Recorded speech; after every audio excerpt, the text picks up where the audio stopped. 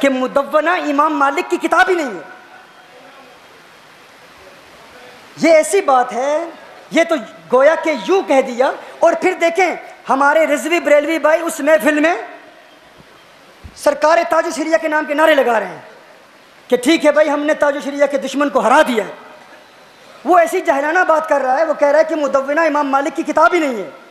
یہ تو ایسے ہے کہ کوئی کہے کہ فتاوی رضویہ اشرف علی تھانوی کی لکھی ہوئی ہے. سنیوں کی محفل میں کوئی کہے فتاوی رضویہ اعلیٰ حضرت کی کتاب ہی نہیں ہے تو بھائی اسے جوتے مار کے باہر نہ نکالو گے؟ جو دین کی ابتدائی مبادیات کو بھی جانتا ہے وہ جانتا ہے کہ بھائی مدونہ امام مالک کی کتاب ہے، اس میں تو کوئی شک کر ہی نہیں سکتا. جب کالا کہہ دیا فی المدونہ تو یہ معہود ذہنی ہے، وہ پتہ ہے ہر بندے، یہ انڈرسٹوڈ بات ہے، ذہن میں ہے، ہر بندے کو پتہ ہے کہ امام مالک کی کتاب ہے. اتنی بڑی جرت، اور پھر وہ بندہ خود کہے اور بات، اکیلے کہے اور بات، حضور محدث کبیر کو ساتھ بٹھا کے کہہ رہا ہے اور حضرت خاموش ہے. حضرت اس کو منع بھی نہیں کر رہے. اب یہ جو لوگ، اور کس بنیاد پر، ایک بات نہیں بے شمار ایسی باتیں کی گئی، ایسی عجیب باتیں، ایسی جاہلانہ باتیں. واللہ مجھے بڑی حیرت ہوئی.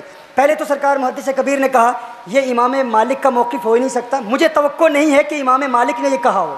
جب میں نے بنگلور کی تقریر میں بیان کر دیا کہ آپ کہتے ہیں کہ خبر متواتر مانوی یہ جو ہے یہ قطعیت کا فائدہ دیتی ہے اور اس سے یہ قطعی ثبوت ہے، تو ہم اس کا انکار نہیں کرتے. ہم کہتے ہیں لیکن کیا اس کی دلالت ہمیشہ قطعی ہوتی ہے؟ جب قرآن کی قطعی ثبوت کی دلالت ظنی ہو سکتی ہے، اسی لیے تو فقہا کے اختلاف ہے. وَامْسَحُوا بِرُؤُوسِكُمْ پر فقہا کیا لکھتے ہیں؟ کیا وہ قطعی ثبوت نہیں ہے؟ قطعی ثبوت ہے، لیکن قرآن کی متواتر آیت پر تو انکار کوئی نہیں کر سکتا. قرآن کریم کی ساری آیات متواتر ہیں، متواتر تو ہیں، لیکن کیا ان کی دلالت بھی قطعی ہے؟ ہر آیت کی دلالت قطعی نہیں ہوتی، دلالت میں ظنی بھی ہوتی ہیں. تو اس کو خبر متواتر ہم مانتے ہیں، متواتر مانوی ہم مانتے ہیں، لیکن اس کی دلالت سایہ دار تصویر کے لیے ظنی ہے تو اسی لیے امام مالک نے اختلاف کیا نا. جب یہ ظنی ہے اس کی دلالت، اس لیے امام مالک نے اختلاف کیا. ان کا اختلاف کرنا اس بات پر دلیل ہے کہ یہ ظنی ہے. اب کوئی اس کا منکر ہے تو وہ کافر نہیں ہوگا. پھر ہم نے اس بات پر بھی کلام کیا کہ اجماع کا منکر کب کافر ہوتا ہے. متکلمون اور فقہاء احناف کا اختلاف کیا ہے، فقہاء احناف کی آگے شرط کیا ہے، متکلمین کی شرط کیا ہے. ان شرطوں پر بھی جب ہم نے بات کر لی تو پھر محدث کبیر نے ایک نیا بیان جاری کیا. انہوں نے کہا ٹھیک ہے، پہلے آپ نے ارشاد فرمایا کہ یہ مجھے لگتا نہیں ہے، مجھے توقع نہیں ہے کہ متواتر مانوی کے حوالے سے حضور امام مالک رحمۃ اللہ تعالیٰ علیہ فرمائے کہ یہ منقوش تصویر یہ جائز ہے، چونکہ متواتر مانوی ہے یہ حدیث. پھر جب میں نے وضاحت کر دی تو اس کے بعد بیان بدلا. آپ نے فرمایا ٹھیک ہے امام مالک کے نزدیک یہ حرام نہیں ہے لیکن احناف کے نزدیک تو حرام ہے. تو اس سے ایک اور بات واضح ہو گئی کہ کم از کم آپ نے یہ تو تسلیم کر لیا، کہ یہ اجماعی حرام نہیں ہے. ہم آپ کا شکریہ ادا کرتے ہیں کہ آپ نے، اگر پوری کتاب پڑھ لیں تو میں یہ دعوے کے ساتھ کہتا ہوں اگر پوری کتاب مکمل پڑھ لیں، میں نے پہلے بھی کہا تھا اس کتاب کو مکمل پڑھ لیں، جو قلم اٹھانا چاہتا ہے وہ قلم رکھ دے گا، وہ بات نہیں کرے گا یا میری تائید کرے گا. اور کون کہتا ہے کہ حنفی مالکی ہو جائیں؟ الیاذ باللہ. کس نے کہا ہے؟ کتنا بڑا بہتان ہے، کتنا بڑا جھوٹ ہے، کتنا بڑا الزام ہے کہ ثاقب شامی کہتا ہے حنفی مالکی ہو جائیں. کب کہا ہے ہم نے؟ کوئی ہماری تحریر دکھائیں، کوئی ایک تحریر ہماری دکھائیں جس میں ہم نے کہا ہے کہ حنفی مالکی ہو جائیں. ہم کہتے ہیں حنفی رہیں، شافی رہیں، مالکی رہیں. اتنا بھی تم فرق نہیں کر سکتے کہ باب افتاء اور باب قضاء میں معتقد کے اعتقاد کو، مرتکب کے اعتقاد کو نہیں دیکھا جاتا، مفتی کے اعتقاد کو دیکھا جاتا ہے، قاضی کے اعتقاد کو دیکھا جاتا ہے. لیکن باب تفسیق اور تذلیل میں جب تفسیق کی جاتی ہے، جب کسی کی تفسیق کی جاتی ہے یا کسی کا انکار کیا جاتا ہے، انکار اور تفسیق میں مرتکب کے عمل کو دیکھا جاتا ہے، اس کے اعتقاد کو دیکھا جاتا ہے. اس پر ابن حجر ہیثمی کی باتیں میں نے پیش کی ہیں. کیوں اعلیٰ حضرت رحمہ اللہ دیہات کے جمعے کے متعلق ارشاد فرماتے ہیں اگرچہ امام کا قول ہے کہ یہ ناجائز ہے لیکن اعلیٰ حضرت نے فرمایا منع نہ کرو. اس طرف توجہ کریں، یہ ٹیکنیکل باتیں ہیں، یہ غور بھی کریں گے تو بہت مشکل سے سمجھ آئیں گی، غور کرنے کے بعد بھی مشکل سے سمجھ آئیں گی. اگر غور ہی نہ کریں گے تو پھر کیسے سمجھ آئے گی؟ اس کے علاوہ جمعہ کے خطبے کے حوالے سے بلند آواز میں دعا کرنا، اعلیٰ حضرت رحمہ اللہ نے امام کا قول بیان کیا ہے، لیکن اگر کوئی ایسا کر رہا ہے تو فتاوی رضویہ میں ہے، اس پر انکار نہیں ہوگا.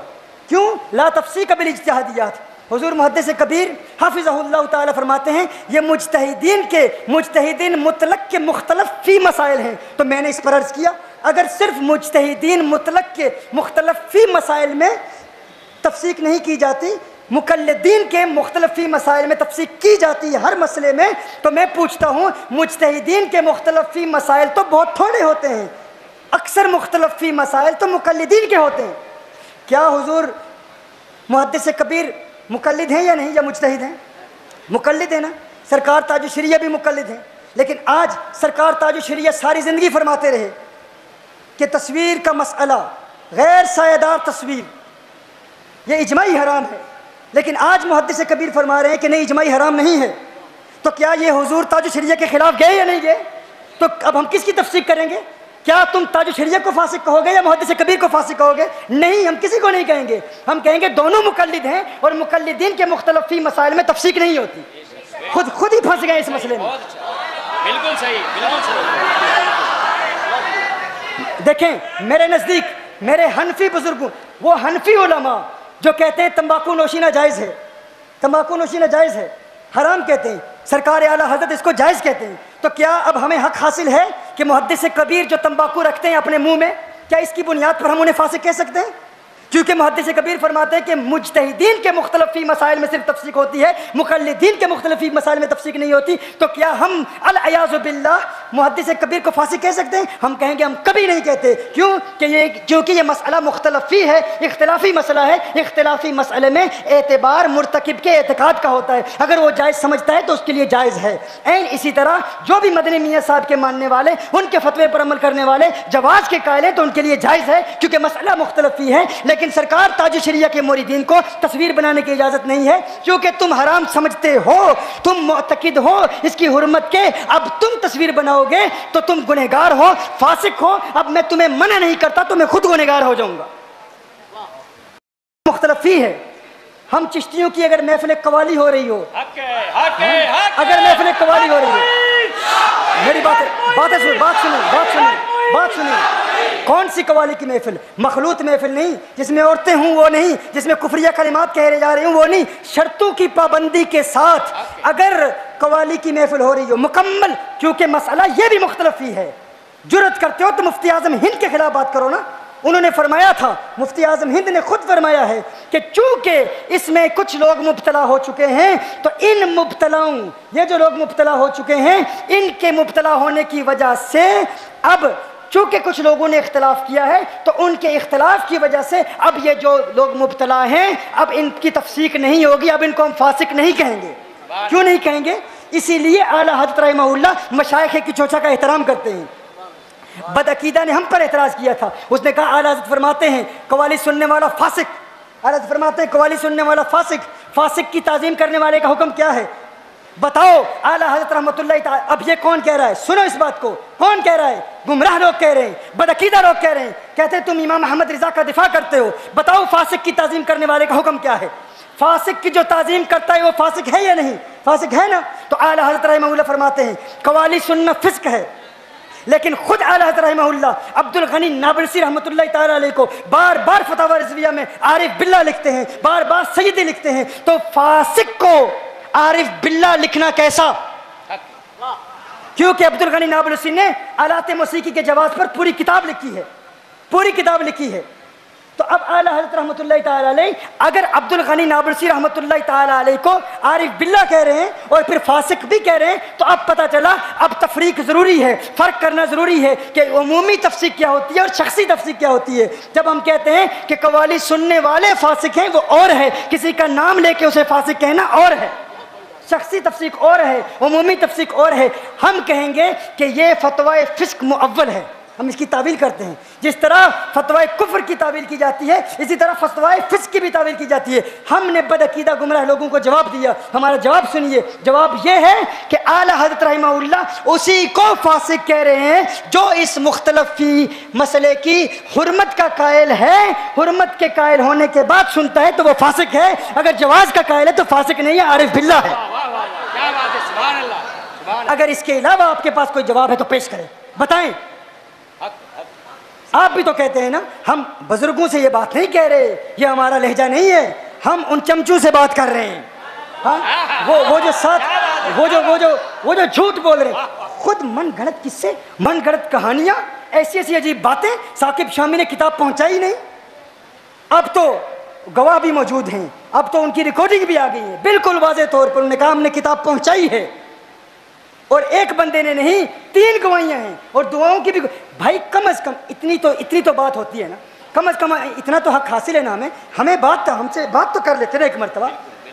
اتنی عجیب بات, خود ایک مفروضہ, ایک قصہ بنا لیا, ایک قصہ گھڑ لیا, اسی پر ایک اور قانون, اور پھر لوگ نعرے لگا رہے ہیں, نعرہ تکبیر. اور ایسی محفل میں سرکار تاج الشریعہ کا نام لیا جا رہا ہے, اور تاج الشریعہ کے نعرے لگائے جا رہے ہیں. تو بھائی وہ نعرے پوری دنیا میں لوگ سن رہے ہیں, اور جو لوگ ہمیں جانتے ہیں, پورے برطانیہ کیا, امریکہ کیا, پوری دنیا میں مخلوط محفلوں کے خلاف یہ فقیر جنگ کر رہا ہے.